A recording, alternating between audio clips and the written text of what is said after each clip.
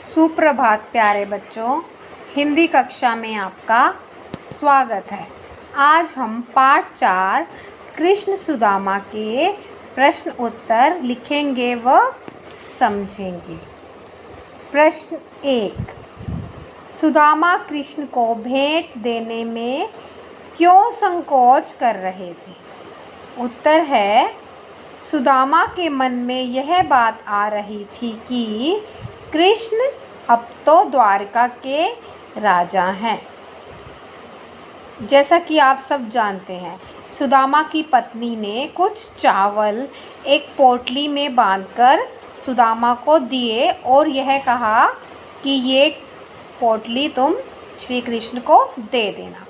परंतु फिर भी सुदामा कृष्ण को भेंट देने में संकोच क्यों कर रहे थे? संकोच मीन्स वो सोच रहे थे कि मैं ये उन्हें दूं या नहीं दूं। क्यों ऐसा उनके मन में क्यों आ रहा था? सुदामा के मन में यह बात चल रही थी, यह बात आ रही थी कि कृष्ण अब तो द्वारका के राजा हैं, कि मैं एक गरीब परिवार से हूँ और मैं इतने थोड़े से चावल भेंट में लाया हूँ, तो द्वारका के राजा को मैं कैसे दूँ? ये उसे बहुत महसूस हो रहा था कि मैं इतना छोटी सी भेंट श्री कृष्ण को कैसे दूँ। ठीक है, क्यों आ रही थी ये सब बातें उनके मन में? क्योंकि उन्हें ये पता था कि कृष्ण अब तो द्वारका के राजा हैं। प्रश्न 2, द्वारपाल ने क्या पूछा और सुदामा ने क्या उत्तर दिया? धीरे धीरे चलते हुए सुदामा अब कृष्ण के द्वारका में पहुंच चुके थे। जैसे ही वो द्वारपाल तक पहुँचे, द्वारपाल ने उनसे क्या पूछा और सुदामा ने उनके उत्तर में क्या कहा? द्वारपाल ने पूछा, आपको किससे मिलना है? क्या पूछा द्वारपाल ने?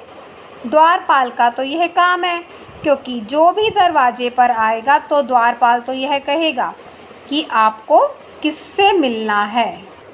द्वारपाल ने पूछा कि आपको किससे मिलना है। सुदामा ने फिर उत्तर में क्या बोला? सुदामा बोले, मेरा नाम सुदामा है, मैं अपने मित्र कृष्ण से मिलने आया हूँ।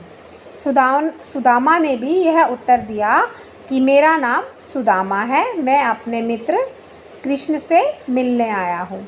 उसने द्वारपाल को यह बताया कि कृष्ण मेरे मित्र हैं और मैं उनसे मिलने आया हूँ। प्रश्न 3, कृष्ण ने सुदामा का स्वागत कैसे किया? जैसे ही द्वारपाल ने अंदर जाकर बताया कि आपके मित्र सुदामा आपसे मिलने आए हैं, तो क्या किया कृष्ण जी ने? कृष्ण जी एकदम से दौड़े दौड़े आए, नंगे पैर दौड़ते दौड़े आए और उन्हें गले से लगा लिया। कृष्ण ने सुदामा को गले लगाया और फिर क्या किया? उन्होंने फिर पानी लेकर अपने हाथों से सुदामा के पैर धोए। तो इस तरह से कृष्ण ने सुदामा का स्वागत किया। कैसे स्वागत किया? पहले तो कृष्ण ने सुदामा को गले से लगाया, फिर सुदामा के पैर धोए अपने हाथों से, उन्हें राजगद्दी पर बिठाया और फिर पूरे सम्मान के साथ उनके पैर धोए। घर पहुंचकर सुदामा ने क्या चमत्कार देखा? कृष्ण और सुदामा बहुत सालों बाद मिले, उन्होंने अपने बचपन की बातें की, सब कुछ दिन वो वहाँ रहे भी सुदामा। उसके बाद जब सुदामा घर की ओर आने लगे तो उनके मन में एक सवाल आया कि भाई कृष्ण ने मुझे कुछ दिया तो है ही नहीं, लेकिन फिर भी उन्होंने कुछ मांगा नहीं उनसे और चुप करके अपने घर की ओर आ गए। फिर घर पहुंचकर सुदामा ने क्या चमत्कार देखा? क्या देखा उन्होंने?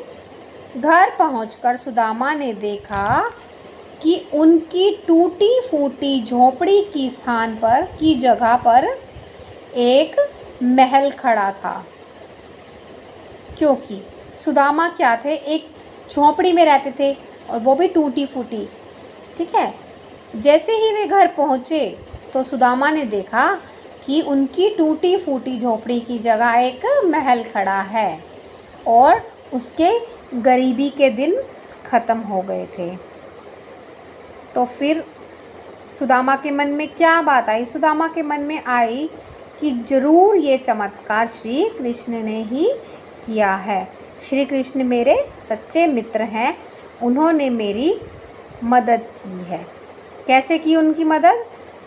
कृष्ण ने चमत्कार करके उनकी टूटी फूटी झोपड़ी के स्थान पर एक महल बना दिया और सुदामा की जो परेशानियां थी उसे समाप्त कर दिया। ये सब चीज़ें श्री कृष्ण ने की। तो ये सब बातें किसी चमत्कार से तो कम नहीं थी सुदामा के लिए।